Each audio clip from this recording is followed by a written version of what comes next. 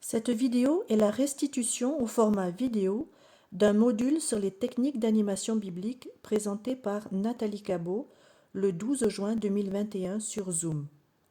Ce module s'inscrit dans un programme de formation des moniteurs et animateurs de l'enseignement biblique au sein de l'UNEPREF, Union nationale des églises protestantes réformées évangéliques de France. Nous allons commencer par brièvement poser quelques définitions qui, j'espère pour vous, ne seront que des rappels. Tout d'abord, qu'est-ce qu'une technique?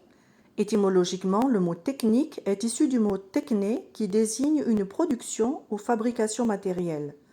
C'est l'ensemble des procédés et moyens pratiques spécifiques à une activité donnée ou à un métier. Ces procédés visent à obtenir un résultat concret.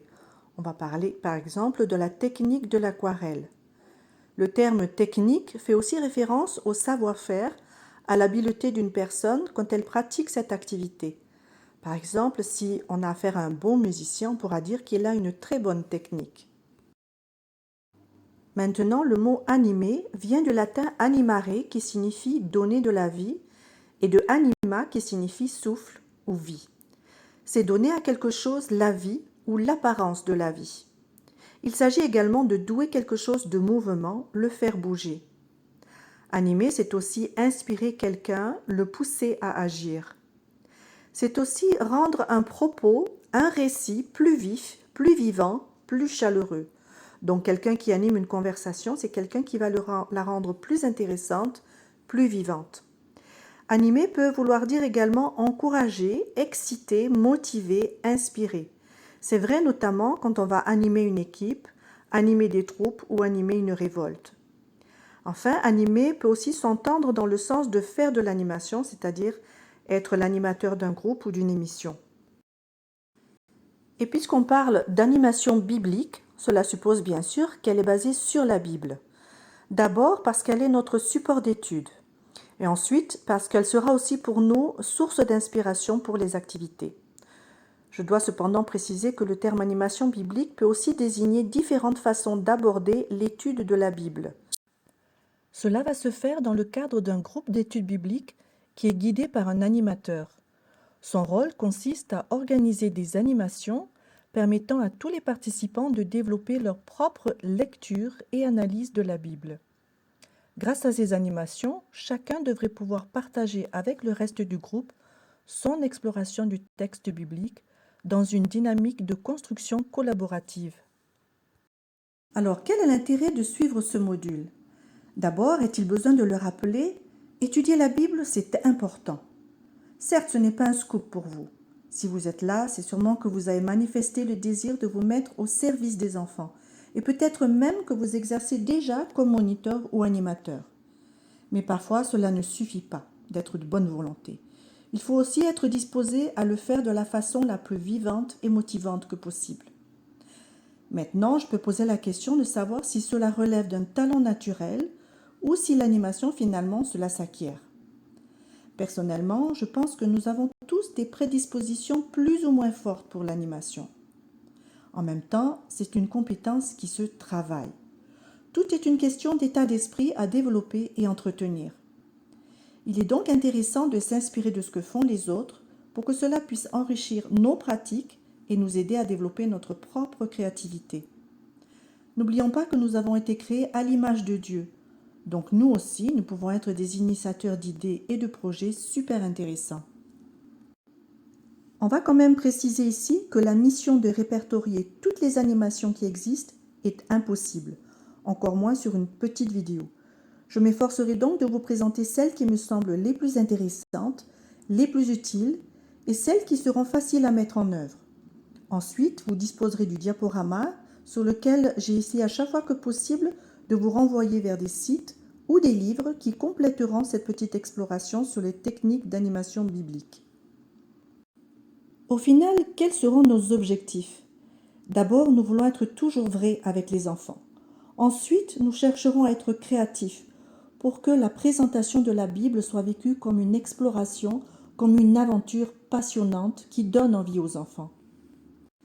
Comme source d'inspiration pour vos animations bibliques, je vais vous orienter vers 5 sites internet différents qui sont de véritables mines d'or.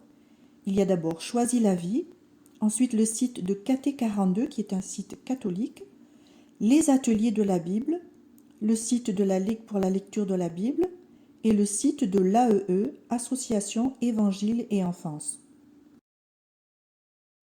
Alors, comment allons-nous structurer ce module sur les animations bibliques? Tout d'abord, il va falloir tenir compte du contexte dans lequel nous nous trouvons. Et deuxième point, nous allons devoir définir les besoins liés à notre leçon et ses composantes. C'est d'ailleurs ces besoins qui vont être le fil conducteur de notre travail. La question est de savoir de quoi a-t-on besoin pour préparer et présenter efficacement une leçon biblique. Parmi les besoins à définir pour préparer une leçon biblique, il est important tout d'abord que l'animateur se connaisse lui-même. Il doit être au clair quant à son positionnement spirituel et sa formation en tant que chrétien et disciple de Christ. Donc plusieurs aspects vont avoir leur importance. Quel a été son parcours de foi, son parcours en tant qu'étudiant de la Bible? A-t-il une théologie bien construite? Quelle est la place de l'animateur et sa participation dans l'Église? Deuxième question, quelle a été sa formation empirique ou son parcours en tant qu'apprenant à l'école de la vie? Il aura probablement été soumis et influencé par plusieurs méthodes de travail qui l'auront plus ou moins convaincu. Est-ce que l'animateur connaît son profil d'apprentissage, par exemple? Est-ce qu'il sait s'il est plutôt visuel, auditif, kinesthésique? Troisièmement, quelle est sa formation psychopédagogique? Ça veut dire, comment s'est-il formé en tant qu'intervenant auprès des enfants? Est-ce qu'il connaît les principales caractéristiques des différents groupes d'âge? A-t-il une méthode pour préparer et présenter une leçon biblique? Est-ce qu'il a une idée claire de son rôle d'animateur? Est-ce qu'il a aussi une bonne expérience de l'animation?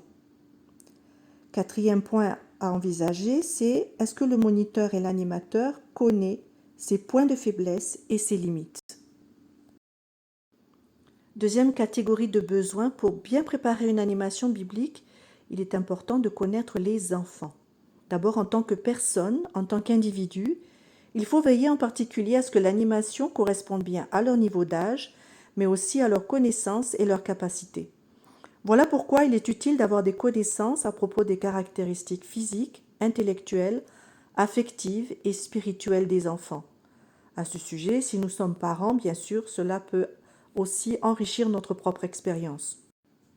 Ensuite, nous ne devons pas oublier que dans notre classe d'enseignement biblique, les enfants font partie de tout un groupe qui va influer sur lui et qu'il va lui aussi à son tour influencer par sa personnalité et sa participation. Le choix des animations bibliques devra donc tenir compte aussi de la personnalité de chacun des enfants et aussi de la dynamique générée par le groupe. En tout cas, nous ne devons pas oublier que l'une des caractéristiques essentielles de l'enfant, c'est qu'il aime jouer. En effet, c'est son mode d'apprentissage et d'expression privilégié. C'est par lui que l'enfant va se développer sur le plan physique, émotionnel. C'est par lui également qu'il va entrer en contact avec son environnement immédiat. Il va explorer le monde qui l'entoure, le découvrir, le manipuler, le gérer. Il va apprendre à s'adapter à son environnement. Enfin, c'est par le jeu qu'il va développer son identité sociale, car il va aller à la rencontre des autres, être en contact avec eux. À chaque étape de son développement et de son éducation, le jeu va répondre à des fonctions, des besoins différents, qui sont complémentaires et évoluent avec le temps. Le jeu, c'est d'abord une source de plaisir et de bien-être éphémère, mais pas que. Le jeu a également une fonction structurante. Il est donc essentiel à son éducation. Jean Epstein, qui est un psychosociologue et spécialiste du jeu, disait « Le jeu, c'est la vie de l'enfant ». Le jeu permet d'abord son développement individuel, sur le plan psychomoteur, sensoriel. Il va pouvoir développer ses connaissances, ses compétences psychomotrices, développer son imagination, sa créativité et tout ça. Le jeu permet aussi son développement affectif et spirituel. C'est surtout dans le cadre de la famille, qui est sa sphère de proximité, qu'il pourra construire son identité affective ainsi que son système de croyances et de valeurs. Tout ce qui fonde son moi intérieur, son système de valeurs fondatrices. Enfin, le jeu permet son développement social, car le jeu est utile pour la construction de son identité relationnelle, son rapport à autrui. Un jeu peut être organisé selon 4 modalités qui présentent des caractéristiques différentes.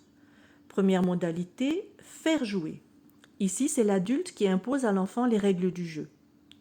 Deuxième modalité, donner à jouer. Cette fois-ci, l'adulte se contente de donner à l'enfant les outils nécessaires à l'organisation de son jeu. Troisième modalité, laisser jouer. Dans ce schéma, l'adulte laisse l'enfant être complètement le maître de son jeu. Quatrième modalité, jouer avec.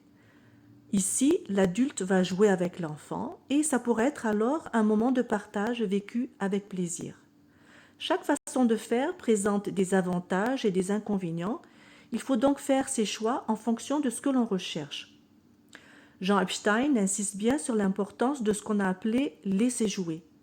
Car dans notre société, nous avons trop souvent tendance à vouloir coûte que coûte occuper l'enfant en lui trouvant 1001 activités. Au contraire, il est essentiel que l'enfant apprenne à gérer lui-même son temps d'activité et il doit aussi savoir assumer son inactivité. Et ce qui va se manifester, bien sûr, par de la solitude et de l'ennui. Il semble d'ailleurs que les emplois du temps hyper chargés que nous concevons parfois pour nos enfants soient l'une des causes de leur agressivité. L'ennui n'a donc pas que des inconvénients, mais aussi des côtés positifs. Quand on prépare une animation biblique, cela doit correspondre également à une attente au sein de l'Église. Il faut donc tenir compte de plusieurs facteurs. Tout d'abord, quelles sont les ressources dont on dispose? En particulier, quels sont les espaces disponibles? La grandeur de la salle de classe? Est-ce qu'il y a une cour pour les jeux? Les enfants ont-ils accès à des éléments de la nature, etc. Quelles sont les ressources matérielles et numériques? Y a-t-il un tableau? Quels sont les équipements mis à disposition? Peinture, crayons, ciseaux, colle. L'église dispose-t-elle d'un vidéoprojecteur, d'un écran de télévision, etc. Il faut également tenir compte du temps dont on dispose, la durée et la fréquence des échanges. Deuxième point, il faut aussi avoir à l'esprit les aspects liés à notre groupe cible. Quel est le nombre d'enfants inscrits? Quels sont ceux qui viennent régulièrement, surtout si on doit former des groupes pour des animations par exemple? Troisième point, il faut tenir compte des contraintes de continuité pédagogique. Quelles sont les pratiques déjà familières et régulièrement utilisées par les autres moniteurs? Les enfants connaissent-ils déjà les règles de certains jeux? Quel est le programme suivi par l'équipe avant votre intervention, etc. Passons maintenant aux besoins liés au contenu et à la forme de ce qu'on va partager.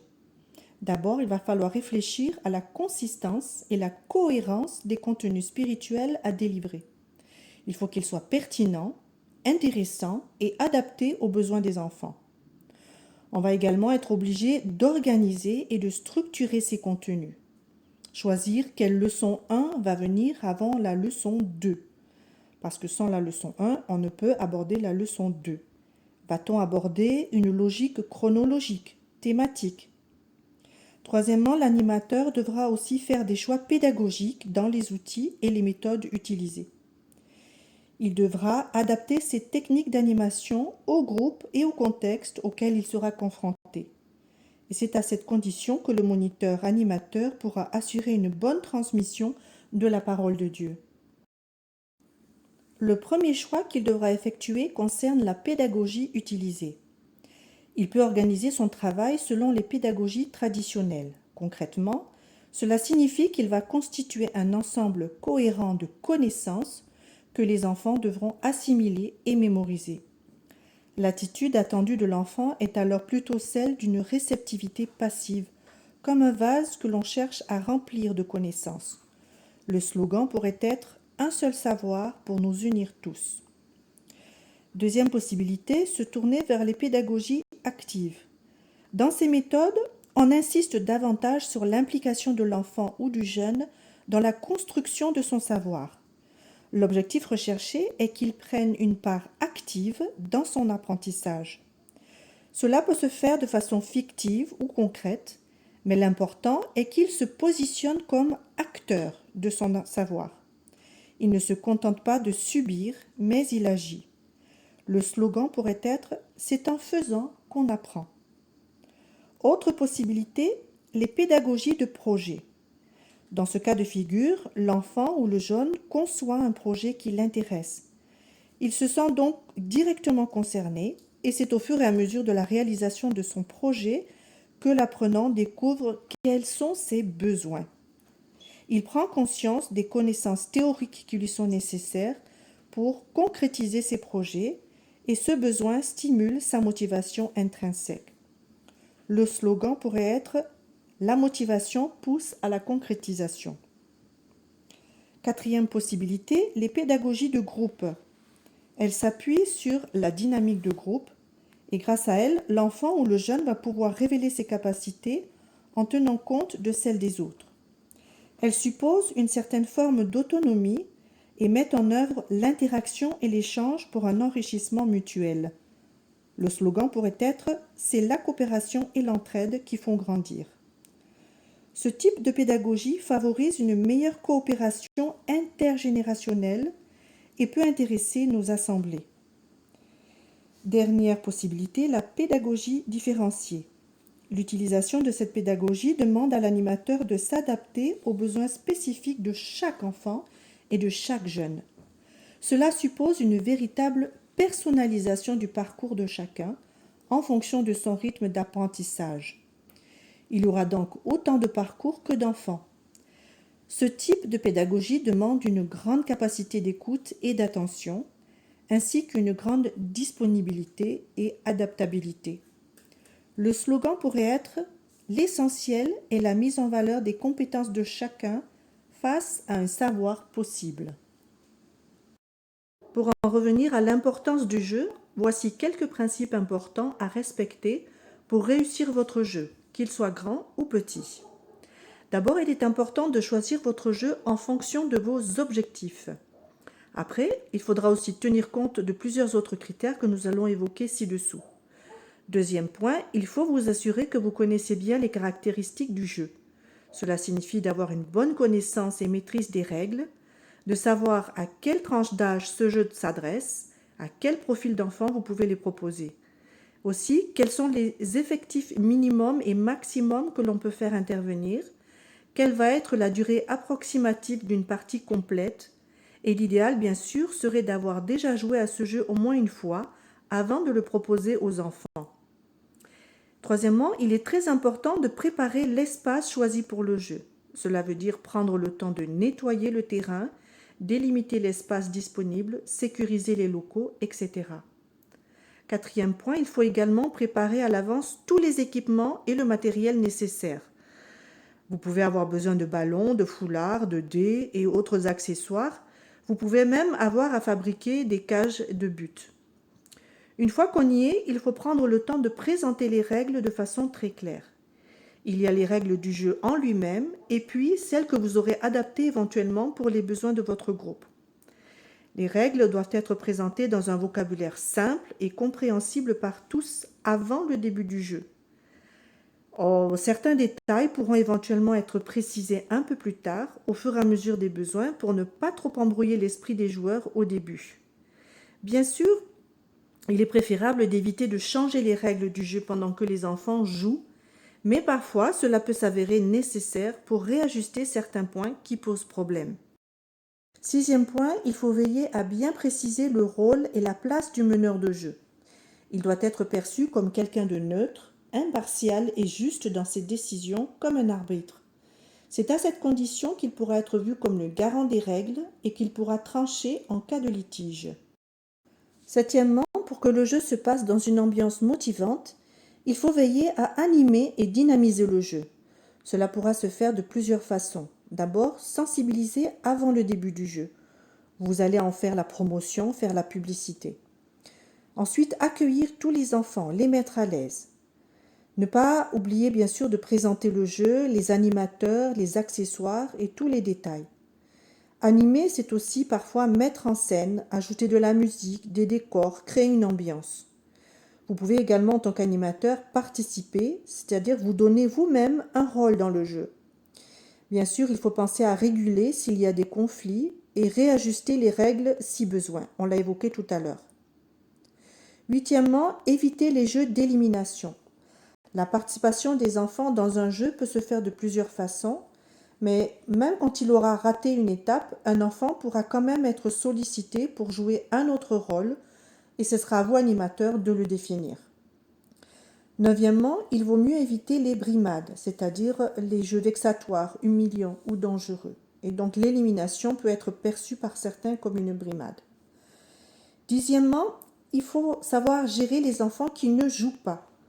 Bien sûr, c'est leur droit, mais il faut quand même veiller à ne pas les oublier, ceux-là. Là aussi, on peut leur confier un rôle qui est en dehors du jeu lui-même, mais quand même, ils participent au jeu. 11e point, attention à la fin du jeu, il faut penser à organiser le rangement pour ne pas se retrouver avec le désordre à gérer tout seul. Donc c'est à répartir avec tous les enfants pour qu'ils puissent aussi participer à cette phase. En tout état de cause, le choix des animations bibliques doit être adapté aux différents moments de la leçon biblique, car les besoins ne seront pas les mêmes selon que l'on est dans la phase d'accroche, dans la lecture ou la narration de l'histoire biblique et sa visualisation, dans l'apprentissage des versets bibliques, dans les temps de prière, les activités de chant, les activités que j'appelle d'appropriation ou les phases d'évaluation ou de révision. Donc, avant de proposer des animations pour chaque rubrique, nous allons tout d'abord redéfinir toutes ces étapes de la leçon biblique au fur et à mesure de notre présentation.